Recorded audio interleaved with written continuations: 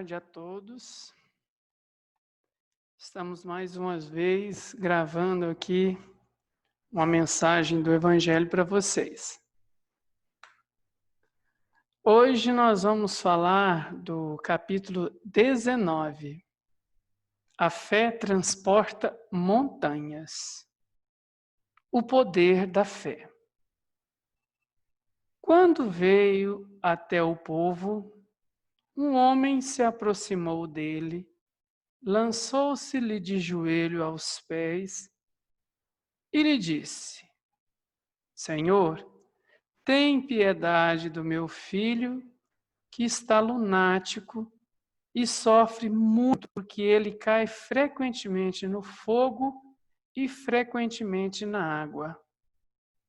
Eu o apresentei aos vossos discípulos, mas não puderam curá-lo.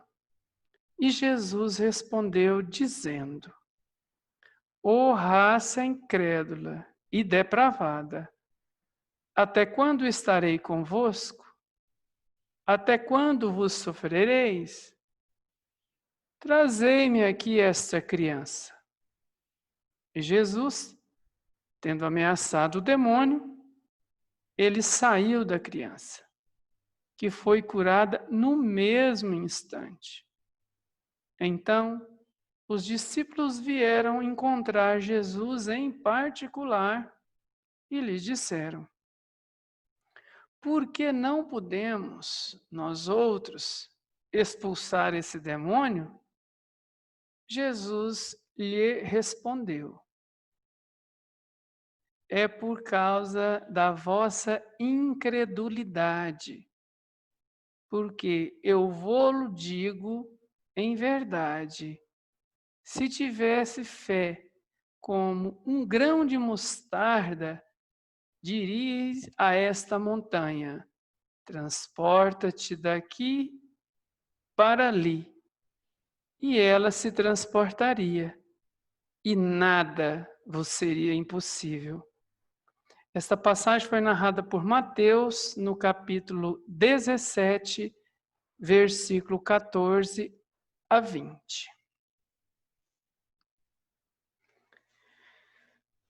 Hoje o nosso assunto é fé.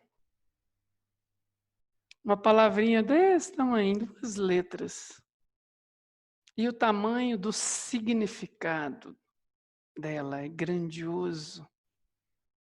Esta fé que transporta montanhas. Quais montanhas que Jesus estava referindo aos seus discípulos? Por que os apóstolos não conseguiu livrar aquela criança? Eles ficaram apaixonados. Por que nós fomos em nome de Jesus e não conseguimos? A fé em Jesus não pode ser só nos lábios, gente. Ela tem que ser no coração. Se ela não for verdadeira, não tem resultado nenhum. Então foi isso que Jesus falou para os discípulos. Se você tiver a fé do tamanho de um grãozinho, uma sementinha de mostarda, uma fé sincera, verdadeira, nada pode te deter. Aí ele enche a gente de esperança, né? Porque a fé que nasce do coração, ela transforma. Ela transforma as montanhas que moram dentro do nosso coração. E nós já falamos tanto delas, né? O orgulho é uma montanha enorme. O egoísmo, talvez a maior delas. Vaidade, possessão, ciúmes, inveja, maledicência, falar mal da vida dos outros. São montanhas que, para arrancar do nosso coração, não é fácil, porque ela está dentro de nós. Mas é com o exercício da fé que você vai vencer aquele orgulho que te cega. É com o poder da fé que você vai arrancar o egoísmo que mora dentro de você, o apego às coisas materiais, o apego a muitos bens que não têm necessidade, que nós já falamos em outro momento.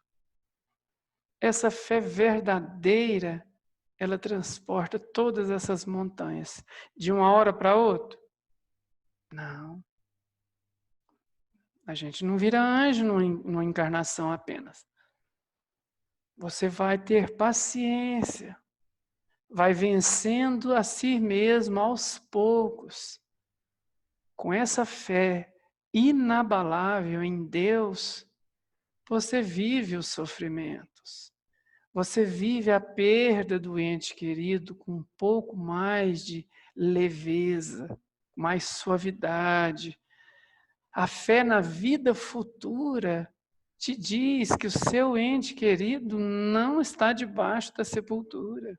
Apenas os despojos daquele corpo que Deus forneceu. Mas o seu espírito está no mais além. A fé nessa vida futura, a esperança de reencontrar os nossos parentes. A gente está vivendo um momento tão triste, essa doença espalhada no mundo. Se você perdeu o seu ente querido, brote mais ainda a fé do reencontro um dia. Você pode falar, mas vai demorar muitos anos. O que são anos no templo de Deus? 10, 20, 30, a eternidade. A doutrina nos esclarece que nosso espírito ele é eterno, ele nunca vai deixar de existir. E que a gente tem que sim exercitar essa fé na vida futura. É lógico que a gente tem o desejo de viver. É um dom que Deus nos deu. Claro, sim, lutar para viver. Se estiver doente, tenha fé na cura. Cura, fé na cura.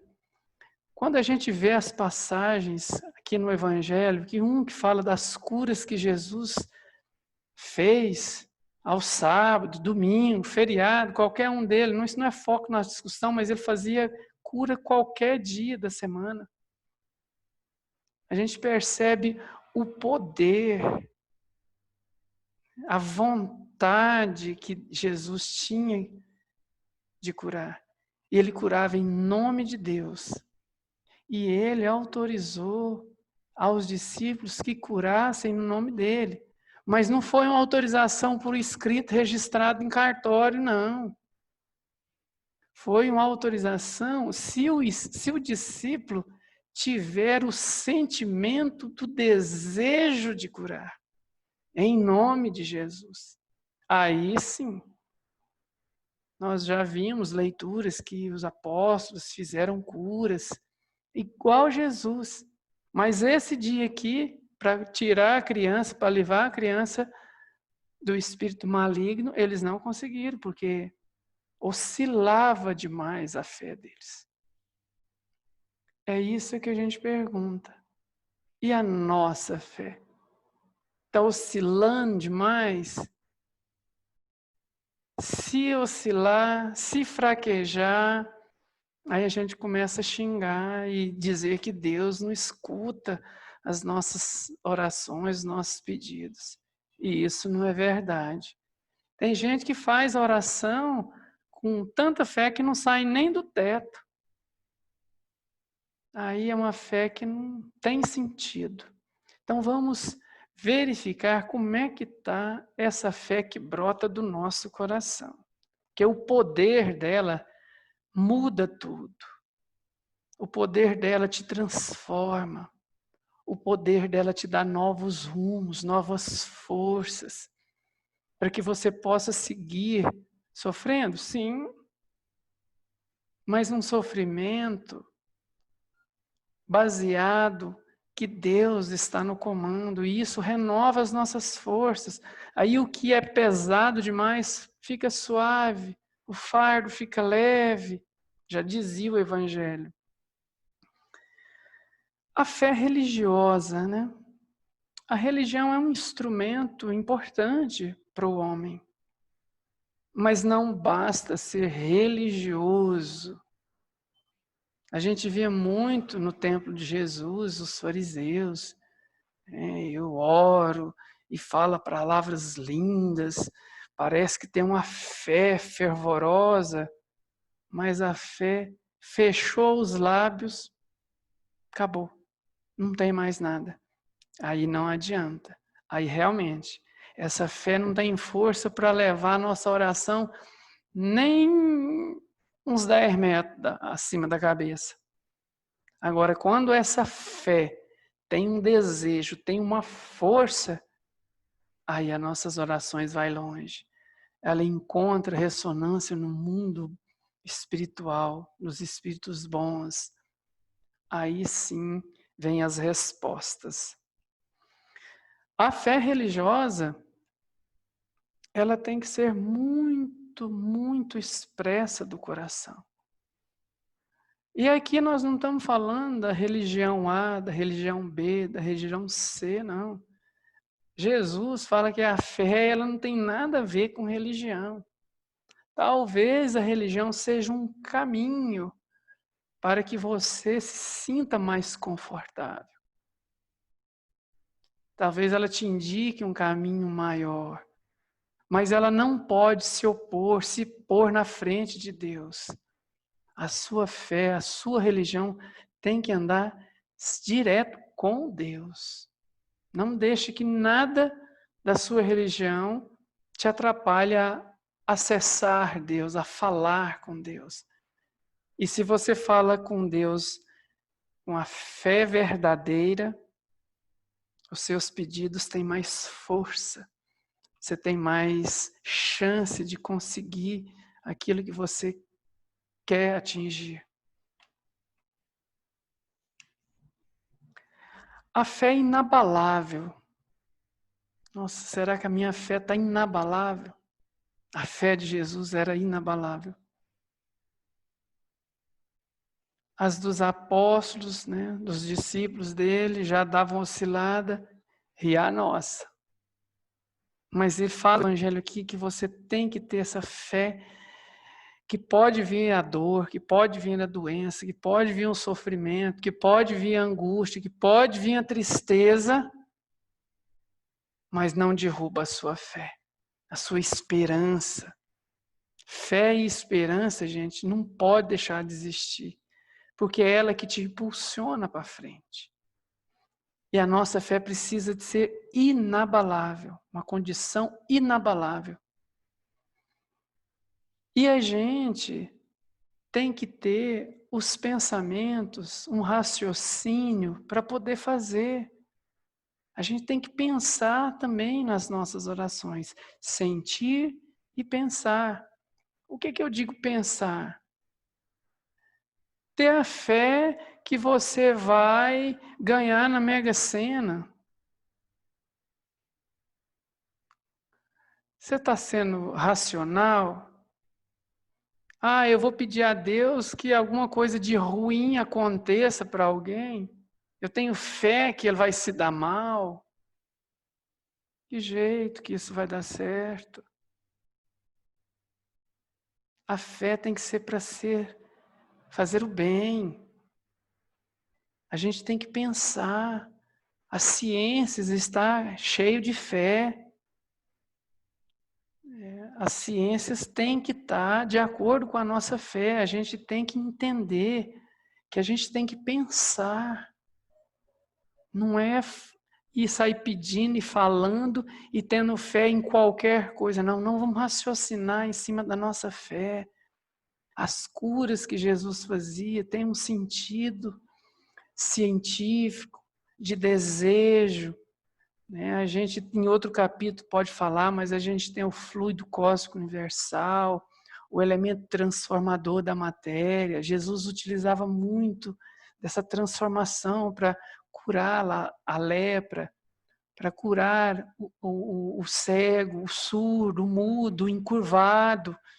Ele tinha o dom da ciência de Deus e ali ele fazia transformação no perispírito que ativava o corpo. Então não tem nada de sobrenatural. Era sobrenatural naquela época, onde não tinha estudo. Mas hoje, o Espiritismo nos explica que o fluido cósmico universal, o elemento material que é manipulado pelos espíritos, pelo desejo da fé, pode fazer milagres, que na verdade, quando a gente compreende o milagre, a gente deixa de ser milagre, porque é uma ação da matéria sobre a matéria com o desejo de transformá-la, com a fé de transformá-la. Então Jesus fazia muitas curas, sim, usando do material divino, a ciência divina, a matéria é divina. Jesus só manipulava ela e limpava o leproso e tirava a cegueira. Mas ele tinha esse desejo, ele tinha esse poder. E quando os apóstolos estavam munidos do verdadeiro sentimento de fé em Jesus, eles também operavam a cura. Então vamos raciocinar, vamos pensar, porque a gente pensa, Deus é justo. Se Deus é justo, eu não poderia estar sofrendo assim o que o outro não está sofrendo. Aí é onde alarga a reencarnação. Cara, eu estou sofrendo hoje porque a minha existência espiritual já atravessa séculos. Então eu tenho hoje o acúmulo do que eu fui. Essa fé é que tem que te governar. O Evangelho fala aqui da parábola da figueira que secou. Para quem não se lembra, Jesus estava caminhando com os apóstolos, sentiu fome, viu uma figueira, aproximou-se dela e disse: de você ninguém vai comer frutos mais, porque você não está dando frutos. E no outro dia a figueira secou. Alguém pode falar assim, gente, mas Jesus amaldiçoou uma árvore que é um ser de Deus. Isso é uma alegoria para dar ensinamentos. Ele está dizendo que aquela fé que não dá frutos, aquela árvore que não dá frutos, será arrancada, será cortada e lançada ao fogo. Essa árvore é você, sou eu, somos nós. Se você não tiver dando os frutos divinos, o fruto, a sombra da árvore que acolhe, que acalma, que pacifica, o fruto que alimenta, se você não estiver fazendo bom uso do seu corpo, do seu tempo encarnado, você será arrancado. E aí? Vem outra reencarnação mais difícil. Então não vamos deixar que a nossa árvore, a nossa figueira se seca, não. Vamos colocar o adubo do amor, da fé, da esperança, para que essa árvore brote em nós e dê semente, que a gente lance a semente no coração dos outros. Isso é a fé. Porque Jesus não ia amaldiçoar uma árvore. Jesus não ia secar algo divino. Ele utilizou-se com alegoria para dizer aos apóstolos que aquela árvore que não der bons frutos, muito sofrerá. Até a secura das suas raízes serão secas. Ele está falando para você, falando para nós, que a sua fé é que deixa os frutos vivos da figueira.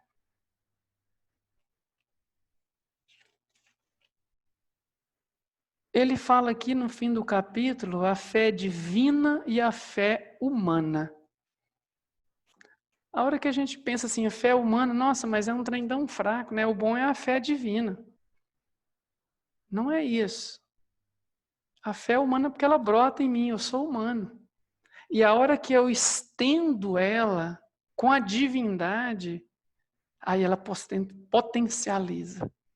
A hora que eu pego a minha fé, que está dentro do meu coração, que é a minha fé humana, e coloco a força divina, a fé em Deus, a fé na divindade, aí a figueira não seca, aí eu não fico desesperado, eu vivo melhor, as doenças que estão em mim, o meu sistema imunológico melhora, talvez eu não gripe, eu não pego corona, ou pegue e nem percebo. É a sua alimentação espiritual através da fé, colaborando para o seu bem-estar físico. É ruim ficar doente, é ruim ficar acamado, é ruim. Mas será que essa ruindade não está sendo fruto da sua desesperança? Da sua fé que está menor do que um grão de mostarda? É esse o convite que o Evangelho faz para nós nesse capítulo, ter a fé inabalável, a fé maior, a fé divina, a fé que transforma primeiro a gente. Não queira transformar-se num fanático, não. Impor a sua fé às pessoas, que não adianta, cada um tem seu tempo. Porque se você está com você mesmo, você não quer obrigar o outro a ter a mesma fé sua.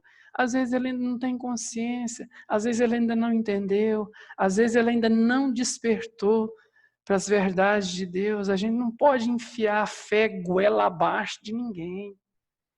Ela tem que ser conquistada. Fé é construída, conquistada. Não tem como eu transferir a minha fé para o meu filho, não tem como eu transferir para minha mãe, não tem. Fé é uma coisa que se conquista. Agora eu posso ser o exemplo. Se o meu filho me vê orando com fé, que ele me vê com dificuldade, mas ele não me vê em desespero, se eu posso sim ser o exemplo para alguém da minha família. Mas querer impor, isso não adianta. Porque senão a gente vira fanático. E a fé tem que ser branda, tem que ser sincera, tem que ser verdadeira. Tem que brotar dentro do nosso coração.